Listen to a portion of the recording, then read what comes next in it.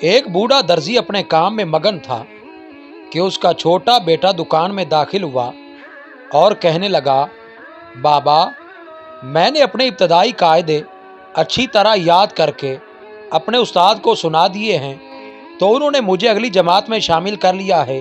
बाप ने बेटे को मुबारकबाद दी तो बेटा कहने लगा, बाबा, आपने वादा किया था कि जब मैं ये कायदे याद कर लूँगा तो आप मुझे ज़िंदगी गुजारने का एक बेहतरीन गुर सिखाएंगे, तो बाबा आज वो वादा पूरा करें ना। बूढ़े दर्जी ने कहा, हाँ मेरे बेटे, मुझे अच्छी तरह याद है, मैं ज़रा काम से फारिग हो जाऊं तो फिर बताता हूँ। तुम ऐसा करो, वो ज़रा कैंची पकड़ाओ।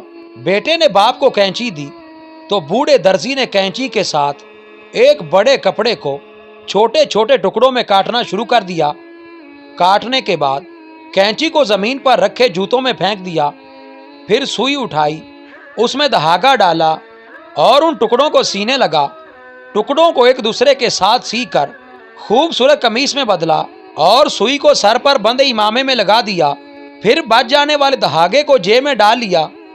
दर्जी का बेटा हैरानी से ये सब देख रहा था, उससे रहा ना गया तो पूछने लगा, बाबा, आज तो आपने अजीब काम किए हैं जो मैंने पहले नहीं देखे थे। महंगी कैंची को ज़मीन पर जूतों में और सस्ती सुई को सर पर इमामा में ऐसा क्यों किया? उसका दर्जी बाप मुस्कुराते हुए कहने लगा, बेटा, मेरे पास वो बड़ा कपड़ा एक ख़ानदान की मानिंद था जिसको कैंची ने छोटे छोटे टुकड़े बना दिया।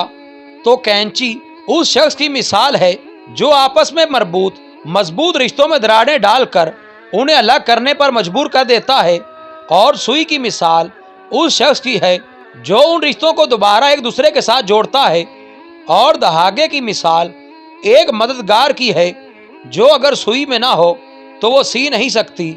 अब मेरे बेटे, तुमने जिंदगी भर इस नसीहत को याद रखना है कि बज़ाहिर कीमती दिखाई देने वाले लोग जो रिश्तों को फिरका फिरका करने वाले हैं, उनकी जगह कैंची की तरह जूतों में है, और हमेशा जोड़ने वाले लोग जो सुई की तरह बज़ाहिर आम से क्यों न दिखाई दें, उन्हें हमेशा सर पर बिठा कर रखना। आखिरी बात, धागा जेब में रखा था, इससे मुराद कोई भी काम करने से पहले आस पास अपने मददगार जरूर रखना।